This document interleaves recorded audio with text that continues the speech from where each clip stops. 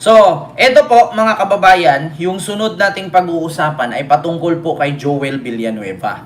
Eto na mga kababayan, no? Si Joel Villanueva mga kababayan ay eto na. Ang DOJ, eto na ha, DOJ kinumpirmang submitted for resolution na ang tatlong malversation case laban kay Joel Villanueva. O ano bang ibig sabihin dito mga kababayan? O, kinumpirma ng DOJ na sinubmit na daw nila ito at hinahantay na lang, sa madaling salita, hinihintay na lang ang desisyon kung ito ba ay ikaso, ito ba ay ibasura, or ito ba ay mag-release na ng warrant. So sa madaling salita mga kababayan, malapit na po, kunting-kunti na lang hihimas na ng rehas si Joel Villanueva. Pakinggan po natin mga kababayan. Department of Justice ay kinumpirmang submitted for resolution na ang tatlong malversation case laban kay Senator Joel Villanueva. At ang kagawaran ay bukas naman na gamitin ang committee report ng Senado hinggil yan sa investigasyon doon sa usapin ng mga sangkot sa flood control scandal. Yan at iba pang mga balita hatid ni Bombo Grant Hilario. Ayan na, Bombo! Kinumpirma ng Department of Justice na submitted for resolution na ang ilang mga reklamong kinakarap ni Senador Joel Villanueva sa pagkasasangkot nito sa anomalya sa flood control. Patay, mga kababayan. Naku po. Ibig sabihin submitted, ibig sabihin na ipasa na. So, sa madaling salita, ulitin ko ha, DOJ kinumpirmang submitted for resolution na ang tatlong malversation case laban kay Senator Villanueva. So sa madaling salita mga kababayan, ay Estiangco, happy birthday. So sa madaling salita at sa series of 4 silo po sa inyong lahat dyan, si Joel malapit na. No? So ano bang ibig sabihin ng malapit? Kent marami kasing meaning malapit nang hihimas ng rehas. Ito pa. Ito mismo ang ibinahagi at kinumpirma ni Justice Spokesperson Polo Martinez kung saan kanyang sinabi na naihain na ng senador maging ang kanyang kontra sa laysay o tinatawag na counter affidavit ungkol rito.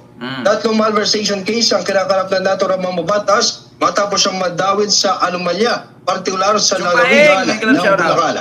Kaugnay niyan at pakinggan ang pahayag ni Polo Martinez, ang spokesperson ng Department of Justice sa naglap na pulong balitaan ngayong araw. Nako. Of which kasama na si Senator Joel Villanueva have been submitted for resolution. So ibig sabihin, nakapag-file na siya ng counter affidavit niya, kompleto na yung documents sa harap ng prosecutor for them to make their finding whether or not prima facie evidence exists. So as to when exactly, again, we're working with the timeline under the rule. Ibig sabihin, didesisyon na lang ng prosekusyon kung iakyat sa korte o isasampa bilang kaso o di kaya ibabasura ang naturang reklamo. Habang inihayag naman ng Department of Justice na bukas itong gamitin ang committee report ng Senado ukol sa investigasyon laban sa mga sangkot sa flood control projects anomaly. Ayon kay Prosecutor General Richard Anthony Fadulyon, gusto niya makita nila ang naturang report upang malaman ang ebidensyang nakapaloob rito. Maaari raw kasi magsilbi at magamit ito bilang lead ng National Bureau of Investigation sa patuloy na pag-iimbestiga sa korupsyon sa flood control. Subalit kanya nilinaw na hindi ito nangangahulugang magiging basihan na kaagad para sa pagsasampa ng kaso sa korte laban sa mga matutukoy na sangkot. Habang aminado si Prosecutor General Richard Anthony Fadulyon na kanilang hinihintay pa ang ilalabas na pinala ng committee report bago sila gumawa ng aksyon. Nako, mga kababayan. Diyos ko, mga kababayan, parang ramdam ko na. No? Parang ramdam ko na yung dito yung warrant, yung hihimas rehas Nako, mga kababayan, Diyos ko. Laka. Diyos ko po, mga kababayan, Joel Villanueva. Nako po. Patay ka dito. Hala ka. Diyos ko po. Oo. Opo. Aray mo. Ay, nako. Ay, Diyos niyo, Marimar. Oo. Hala ka, mga kababayan. Ito na, basahin natin yung mga comment, mga kababayan. Hindi lang dapat kulong, bawiin ang mga ninakaw. Ito nga, di ba? Sabi ni Scorpio, hindi lang dapat kulong, bawiin ang mga ninakaw. di ba lugi yung beauty queen yan? Di ba? Hindi lang dapat kulong, bawiin dapat lahat ng ninakaw. Di paano yung beauty queen yan? Mamulubi yung beauty queen, mawalan yun ng kondo. The Filipino people can't wait to see him in jail. Do, di ba? Lahat ng mga nasa comment. Itong isa, si Philippines. Ayan. Dapat talaga makasuhan na yan at makulong. Pinalusot na nga sa dating kaso, umulit pa talaga. Kapal ng mukha. Bilisan na please, sabi ni Broken Heart. Mabawas-bawasan naman sana yung mga pasakit sa bayan. Sabi ni Corazon Von C. Ayan, it's time na makulong na yan. Hindi naman talaga umamin yan kahit panay na ang nakaw sa kaban ng bayan. Oo, sunod. Sabi ni Mercedita Jose. Pinalagpas ni Martires, ngayon walang kawala, Rimulya. Bantayan na kahit wala pang warrant para paglabas ng warrant huli agad. Kaya nga, di ba mga kababayan? Kasi baka magugulat na lang tayo, biglang lumipad yan, naka-private jet. Sandamakmak na ebidensya, pagkilos na lang ang kulang, huwag magpatumpik-tumpik pa, boom, karaka-raka. Sabi ni Rolando Relosio. Dito naman, si Silo Joko. Ito sabi, DOJ, pakibilisan nyo, maimpluwensyahan mga yan, magbabago ang lahat pag nakasuhan sila, manginginig yung mga tuhod ng mga yan. Himas rihas ka na, Joel Cruz Villanueva pala. Sabi ni Ma'am Risa Alagena. Sana makasuhan ng ibang sangkot maliban sa kanila. Oo, dapat lang pati si Marco Beta bayaran ng China. Sabi ni Finger Money.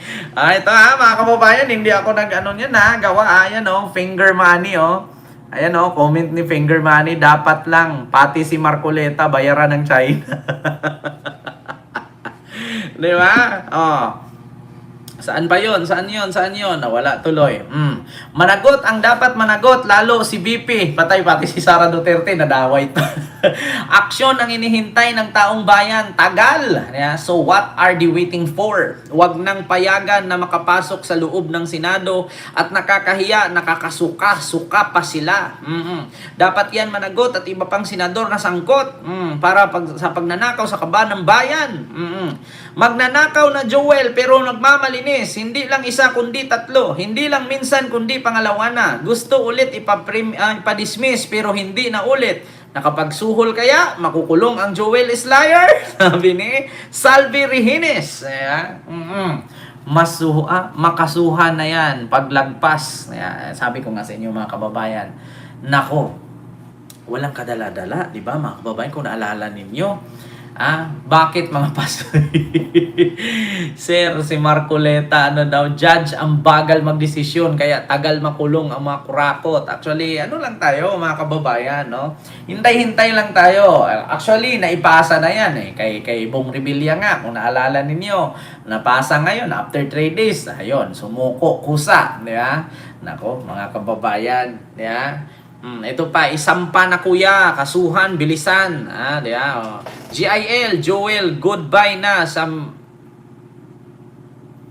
Diba? Ito na. GIL, goodbye na sa mistress mong pasarap noon. Iyak ngayon. Naku, goodbye daw. Salamat para sa loob siya mag-preach. Makapagbalik sa pananampalataya ang mga nakakulong. Tama. Sa totoo lang mga kababayan, tama nga sila doon. Sa loob, tapos sila doon, bigyan niya ng aral sa loob ng kulungan, turuan niya sa mga salita ng Diyos, di ba? Kasi total, mga demonyo naman sila. Sana, di ba? Di ba, mga kababayan? Isa lang ang solusyon para sa ma-prosecute yung mga magnanakaw ng pera ng bayan, martial law, sabi ni Arnel Piol. Actually po, so totoo lang Sir Arnel Piol, dito sa comment section nila, hindi po sagot ang martial law kasi minsan may rason din. Hindi actually ganito mga kababayan. Sa ngayon kasi kung mag-declare si PBBM ng martial law, maraming mga politician na mga nakapaligid kay PBBM na kunwari kaalyado niya, aabusaduhin yang martial law na yan. Maniwala kayo sa akin mga kababayan. Halimbawa, mag-declare si PBBM ngayon ng martial law para makulong itong mga magnanakaw, matigil ang korupsyon. Hindi. Alam niyo kung bakit? Maraming mga kaalyado ni PBBM na bayad ni Digong abusaduhin ang martial law na yan. May possibility pa nga dahil sa martial law gagamitin nila, yayaman sila lalo eh. Kasi tandaan nyo mga kababayan, hindi lahat ng mga politician ngayon na nasa gabinete ni PBBM ay sa kanya. And the rest dyan, puro, mga kababayan, puro bayaran niyang nandyan. Oo, kasi bakit? Yung mga nasa paligid ni PBBM, si Digong kasi nakapag-ipon ng malaki. Si PBBM kasi walang naiipon kasi ayaw niya ng kurap. 'Di ba? Kaya may possibility na yung martial law na yan ay gagamitin ng mga kaalyado daw niya kuno ng mga plastic. No? Abusaduhin nila yan. Abusing of power. Gagamitin nila yan mga kababayan. Maniwala kayo sa akin. Dahil sa martial law, magugulat ka, mas matindi pang corruption dyan. Ma'am Rosana Regodo, hello po. Kasi bakit? Hindi ako naniniwala na pag nag-declare ng martial law si PBBM ay matapos ang korupsyon, hindi po. Bakit? Kasi kadalasan po sa miyembro at mga kaalyado ngayon ni PBBM, lahat po yan ay mga hawak ni Digong sa liig. Hindi lahat ng nasa gabinete ni PBBM ay sa kanya. Yung iba dyan, plastic. 'Di ba? Wag yung pangaraping mag-martial law, mga kababayan. Kasi hindi lahat ng nakaalyado ni PBBM ay loyal sa kanya. Yung iba, sinasakyan lang siya kasi siya ang nasa power ngayon. Totoo yan, mga kababayan. Yung iba dyan, sinasakyan lang siya. Kawawa po tayo. Tayong Pilipino, tayong mga nasa laylayan ang mahihirapan kapag mag-martial law. Pero the rest, yung mga politician na nasa posisyon at nasa power ngayon kapag nag-martial law, syempre anong gagawin nila? Nakaupo na lang sila, nakatunganga na lang sila, wala na silang gagawin. Bakit? Kasi martial law eh. Tapos, yumayaman sila ng yumayaman, wala silang gagawin. Gagamitin nila, abusing of power ang tawag doon. Ma-abuse nila ang kapangyarihan. Totoo yan, tayo ang mahihirapan, mga nasa laylayan. Kaya, ito na nga, mga kababayan, sabi nga ng Department of Justice, confirm na submitted na ang 3 malversation case laban kay Joel Villanueva at didesisyonan na kung ikulong ba, ibasura, or ikakaso. Ngayon, yun, kulong o kaso or ibabasura.